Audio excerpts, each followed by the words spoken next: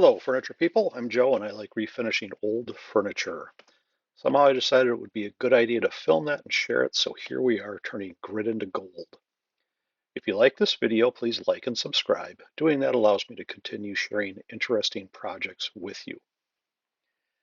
So this dresser and that first shot of it in its finished state, I picked up for $20 at one of the local restores here in the Milwaukee area. And somehow or another, the photographs that I took, or maybe I forgot to take, of its original condition are gone. Eddie's a little disappointed in me, but we're going to be okay. I have some video here now showing what one of the poles looks like, and you can see some marks on the front of one of the drawers as I removed the aforementioned poles. And I had those still shots earlier. The poles were all of a very light quality metal, and were in very poor condition. This is the top of the dresser, and I'm doing my usual lead test now. And if you're ever curious what the inside of one of these lead tests looks like, you can see it there. It's a clear plastic tube. There's a couple little plastic vials in it. You crack those, squeeze the fluid out, rub it on top of the piece for 25-30 seconds. The one time that I have to date received a positive reading on a lead test, it came back immediately, like 2 seconds. In the case of this one, this dresser proved to be lead free, which is good. And I would estimate that this piece is approximately 100 years old again. And so I can safely sand it. And that's what I started to do. I very much enjoy the sanding portion of working on these pieces because you get past all the marks, the scratches, everything else, and you can start to see, some really pretty old wood.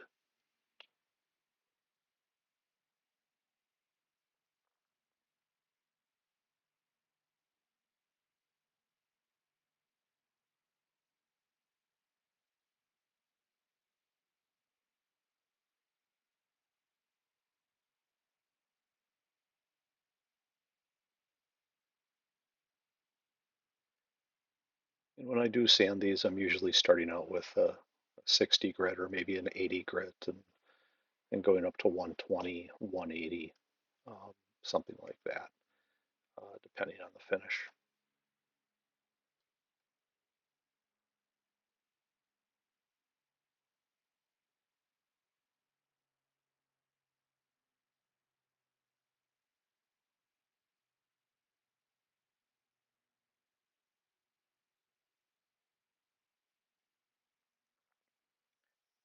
Here's the front of one of the drawers, and you'll see as I couldn't get anything much in there. I had to do this carefully, and I was aware that I might scratch up the drawer a bit underneath this piece of trim, but I was able to pop it out. But you can even see while it flexes, this isn't much thicker or stronger than maybe a soda can, an aluminum can. Um, it might be made out of aluminum for all I know, but I had to be very delicate with it, pry it out, um, limited force to get it done. And I wasn't too worried about scratching the front of it as I'm going to be sanding it all down anyway. I did successfully pop off 4 of the trim pieces that go where a key was inserted.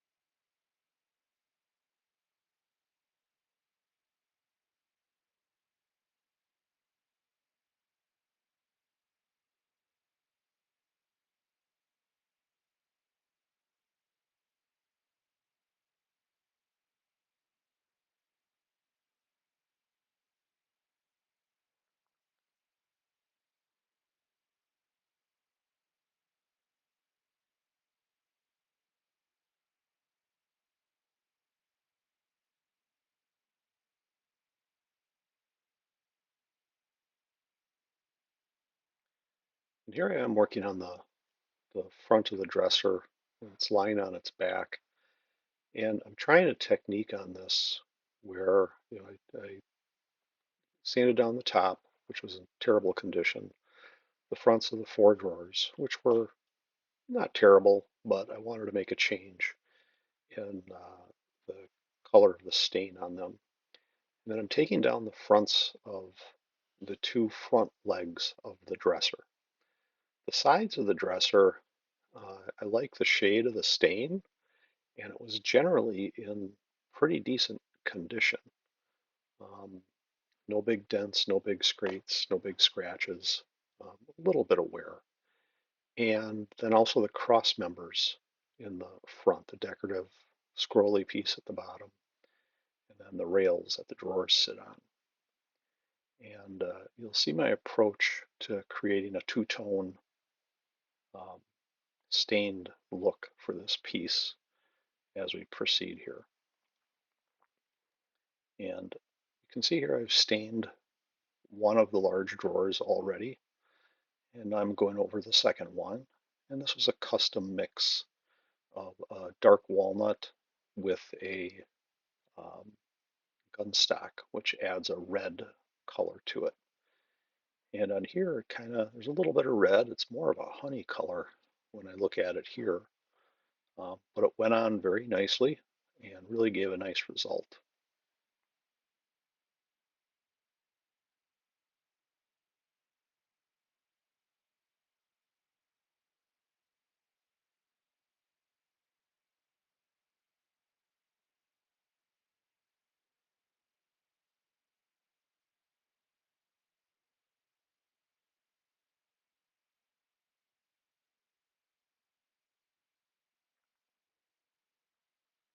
Now you can really begin to see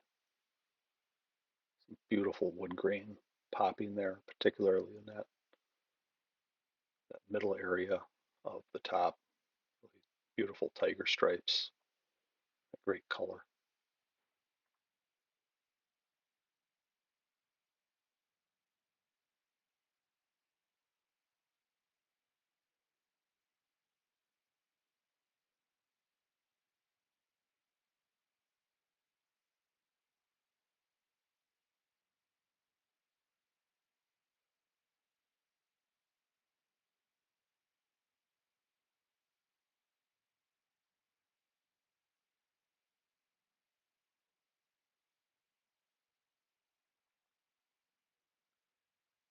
And when I stain the two top drawers, and again, it's the same mix, same proportion of the dark walnut to the gunstock stain, uh, they stained a little bit lighter than the two bottom drawers. And not entirely sure why. I believe it's all the same wood, and it might be different age of the wood. It could actually be different type of wood, certainly a possibility, but also just a very pretty honey color here, and I rather liked it. And I went over it several times with stain, bring them down a little bit darker than they were after this initial pass, but my final result eventually I very much liked.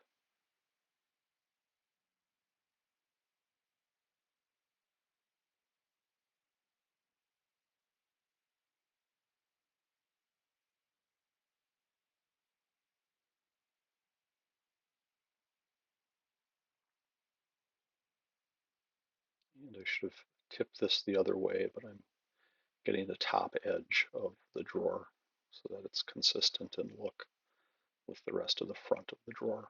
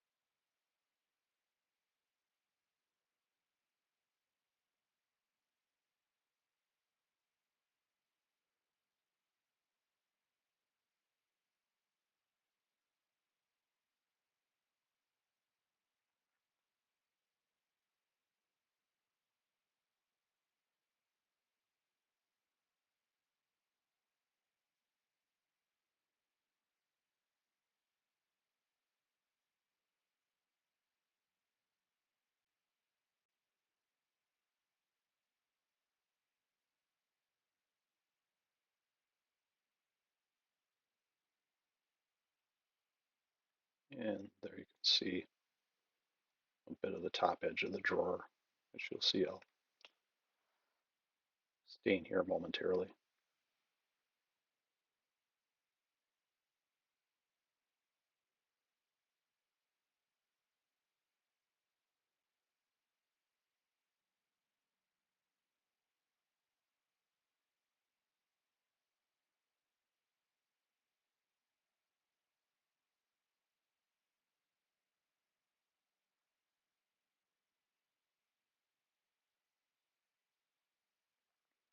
And here's the side of the piece again. Like I said, it really didn't have any outstanding damage on it, no deep cracks or anything like that. So I took some dark walnut stain and I went over it. And the dark walnut is consistent with what the original stain was. And you can see here, this is a great illustration of it really covered up the little bit of damage that there was. And because I was going for a two-tone look on this dresser, it saved the process of me having to sand the entire piece and generate all the extra dust and the wear and tear and the time and the sandpaper and everything. So it was just a very efficient way to do it.